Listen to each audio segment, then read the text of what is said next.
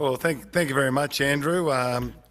Erin's never forgotten it as well. I think that my punctuality's got a little bit better, but not much.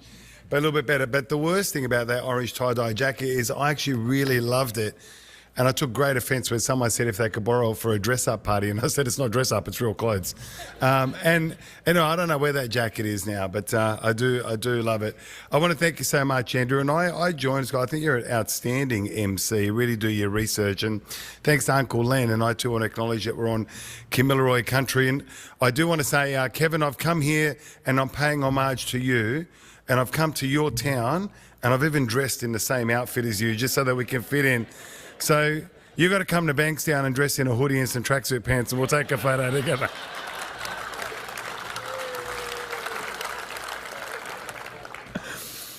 I know it's Kev's actually a top bloke. I don't have to vote for him here because I don't live in the area. Top bloke. And when it comes to things like emergency services, there's an incredible sense of bipartisanship across the board.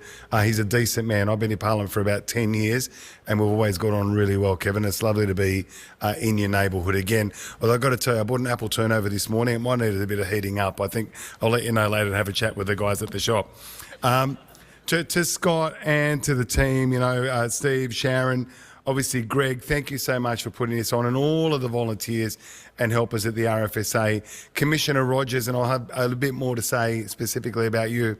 Thank you for the leadership, and I know today might be a bit of a difficult day given that it's the last RFSA conference as the Commissioner, and I'll leave that for you to say your bits, but I just want to thank you again for all of the work that you do. Look, about 2 years ago, I was lucky enough to be appointed the Minister for Emergency Services, and it had been about a month in the job, and the conference came up, and it was in the Hunter Valley. And I got there, and I'll be really honest with you, I wasn't really sure what it was going to be. I'd been a minister for a little while, a bloke from Punchbowl, so I didn't really know that much about the RFS and certainly the RFSA, other than what I'd seen.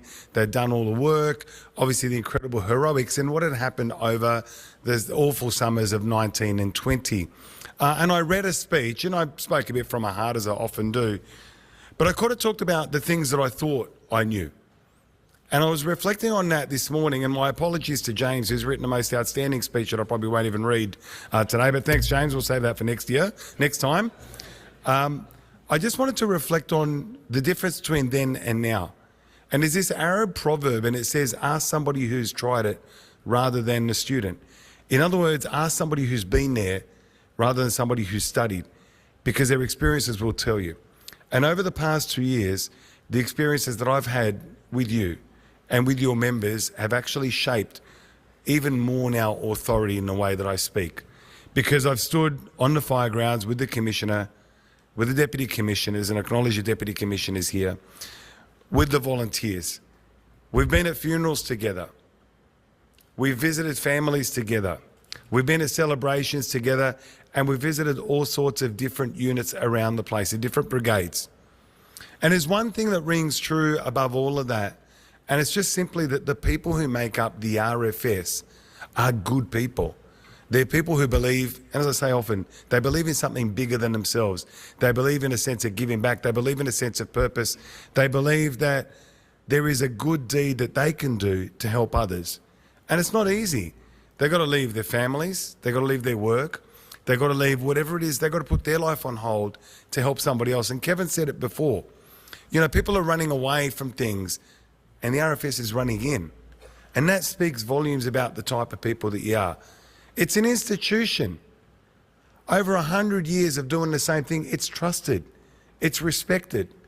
And there's places where I think we went in Moree, Commissioner, where I tried the scones, in Moree, the famous scones, but it's a family affair. That's what keeps it going. And in little towns where it's a family affair, sometimes on farms, that's the actual firefighting brigade, the unit, the team. But they're a part of the community. And it's not just about firefighting, because I know that many of the members also do things like road crash rescues. They do things just like community events. But only recently, and I've come back from Tara, I've been up and down in the mid-north coast in the last week, I see again that the RFS are a part of that emergency service family. They may wear a different colour uniform, but it doesn't matter. When the call comes out for help, every single person is there and they can do what they do. And they put their arms around the arms of others and they say what it is that we can do. And I think it was the Kurrabong Brigade that I saw just a couple of days ago. And they were there using their pump to hose out the sailing club. Now, the sailing club, the water went up above my head and it's already about 5 or 6 metres above, sea level. So you can imagine how high the floodwaters went. But they were there. And then driving along, all the different RFS vehicles and RFS volunteers who were helping families by moving out the furniture, by cleaning the place out, by putting their arms around one another. Floods are pretty devastating because if that mud, you don't get to it quickly, it becomes concrete. And I see that there. I saw it in Alfred. I'm going to see it in a few weeks' time when our RFS, the New South Wales RFS, is going to be going to join people in Canada again because Canada's having a hard time. So the point that I'm trying to make is that it's not just firefighting. It's everything. It's community. It's standing in solidarity. And that comes from a really good place, a place from the heart. And I've got to say, with Scott and the team, we meet up on a regular basis. It's a regular meeting that we have. And it's important for me to hear from the RFSA. And I want to say the engage, advocate and support is absolutely what they do. Although I'd probably add pain in the derriere because it's not about engage. It's pretty much like trying to put me under the thumb all the time, under the screws, tighten them up. This is what we want. But it's exactly what you want in a representative organisation, a volunteer organisation that stands up for its members, that does everything that it can for its members, and at the very core says, well, what are you going to do as a minister? And what's your government going to do to make our members' lives better and our members' lives fairer?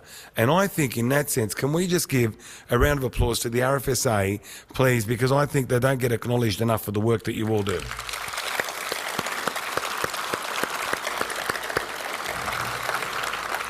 Oh, that's only page 1. That's it.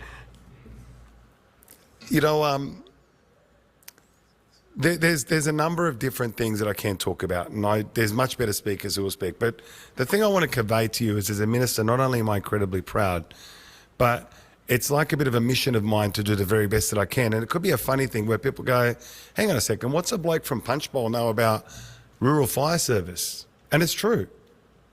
I've never been a member of the RFS. I've never been a member of an emergency service. And maybe that's something that I don't know.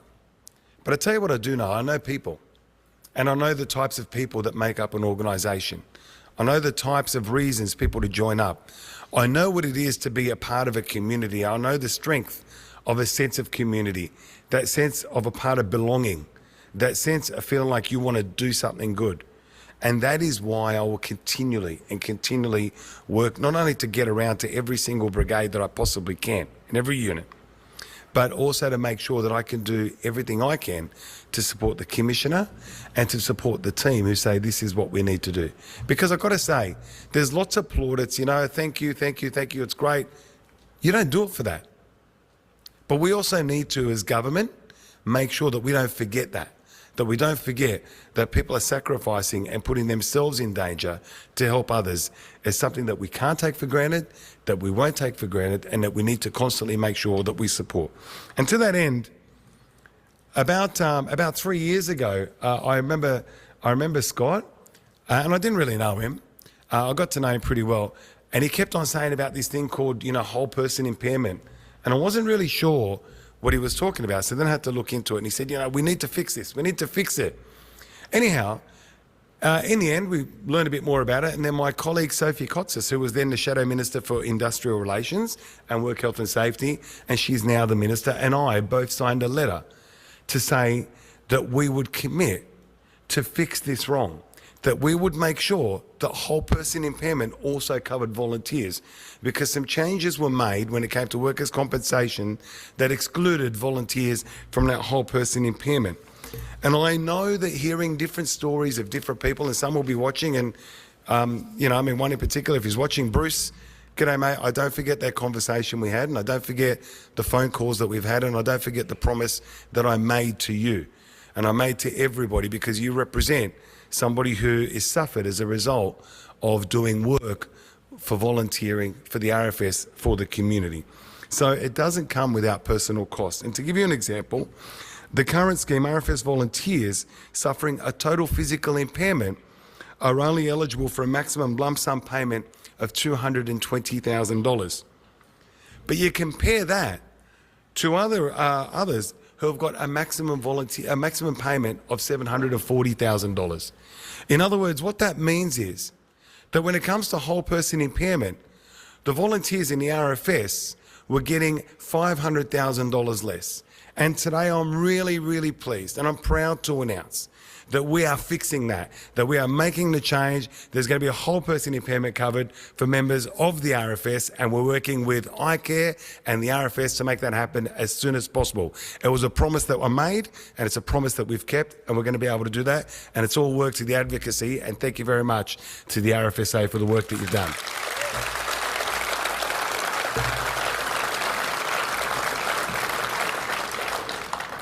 It's about things like that. And that doesn't happen unless it's your stories that I hear, unless it's you that I get to know, unless it's you that I get to understand. Because it's got to be about more than thanks. And it's been something that had been left undone, or something that was too hard to fix, and it's been fixed. And it's something that I'm incredibly proud of because it hasn't been easy, but it's important. And being in government isn't easy. So you do the important stuff, you do the stuff that will make a difference. Because if you're putting yourselves at risk, then we've got to make sure that we protect you as best as we possibly can. There's a lot of really great things that you get to do, and a lot of great things that you get to say. But this is one that I will not forget. And I'm really, really grateful to have been given the opportunity to be able to rectify that, to be able to work with the RFSA and the RFS. And I've got to say, Commissioner Rogers has absolutely been at me for this non-stop. We've been able to convince the colleagues, and I'm so proud to have been able to deliver that as part of the government in working with my colleague, Sophie Kotsis. Now, I'm very conscious of the time, and I know that there's much better speakers, but I do want to add two more things, if I may. One is about some recent things. There's been a lot of recent criticism of the RFS from small quarters and the RFSA. And I've got to say, I don't buy it. The RFS, we acknowledge that there might be some different issues at different places. When you've got volunteers that total around 70,000, you're going to have a few different issues. But what I won't stand by is watching people who are not really heavily involved make criticisms and have a bit of a go at the RFS and have a bit of a go at the volunteers at the RFS and just take cheap shots. We won't allow it. I'll continue to stand with the RFS, with the RFSA. We'll fix what we need to fix, but know that I have got your back. Know that Kevin has got your back. Know that Gurmesh's got your back, that we've got your back, because when it comes to it, you've got our back as an entire state, and we're going to stand shoulder and shoulder with you no matter what. The last thing I want to mention is, and I've left this purpose fit till the end, is the Commissioner. Commissioner Rogers is a person who probably won't like what I'm about to say, not because I'm going to say bad stuff, but because he's a pretty humble guy. I got to know him when I was a shadow minister, and it's a bit different when you're a shadow minister when you're a minister, but the one thing that's always been true, and Scott absolutely nailed it, is his passion and his love for the volunteers and the respect that he has for the volunteers. And let's not forget, this is a volunteer organisation made up of people right across the state, made up of some people who have been there 40 years, some people who have been there 3 years, or a youngster who's part of the cadets who's only just starting. He'll be finishing up soon as a retiree, makes him sound like an old man. He'll be retiring as Commissioner, but I understand he's still going to be joining some of the, God help the person whose unit he's going to join up, his brigade. God help him, he'll be telling him everything to do. But Rob, I just want to say to you, and we'll get a chance to do something much more formal, I want to say thank you for the work that you've done. 40 years is an incredible amount of time to give to your life, but yours is a great story. A story that started as a volunteer, as a youngster, and it rose all the way through the ranks to become the Commissioner. And what you've done as a Commissioner is look at modernising some of those areas at RFS that we hadn't thought about. The use of technology, the introduction of different safety equipment, a real focus on safety after the 19 and 20 bushfires. But what I see above all of that is whenever I'm with him and whenever we've been to visit places, the care and the compassion and the respect that he has for his volunteers, the people that he knows, and the conversations that he has. He doesn't do it because there's a camera around. He just does it because it's the right thing to do. And I think you thoroughly deserve to be able to have an excellent send-off. You thoroughly deserve to be acknowledged. You thoroughly deserve to be thanked for your service. So, mate, I want to say it publicly here in front of the association. I think you've been fantastic. Great admirer of your work. It's been an honour and a privilege of mine to be able to work with you as a minister, with you leading this outstanding organisation, and I give you all my very, very best, mate. I know that you've done really well, and everything that comes your way, you do deserve. Well done.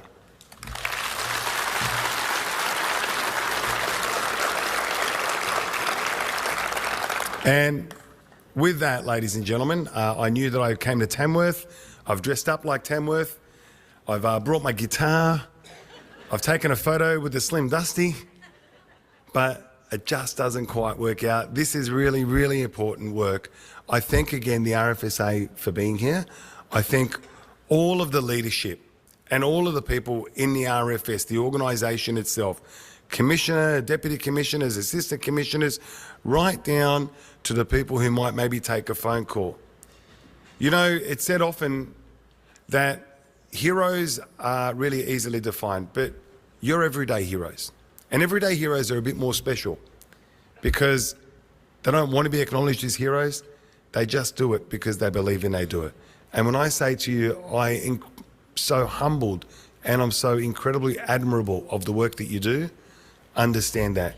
Every single time I speak about you and I speak about the work that you do, I speak from a place of conviction, I speak from a place that comes from within my heart, and I speak from a place of thankfulness.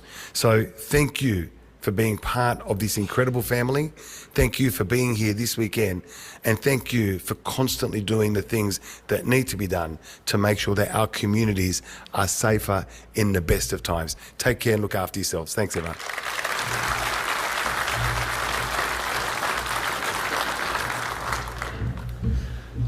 All right, thank you very much.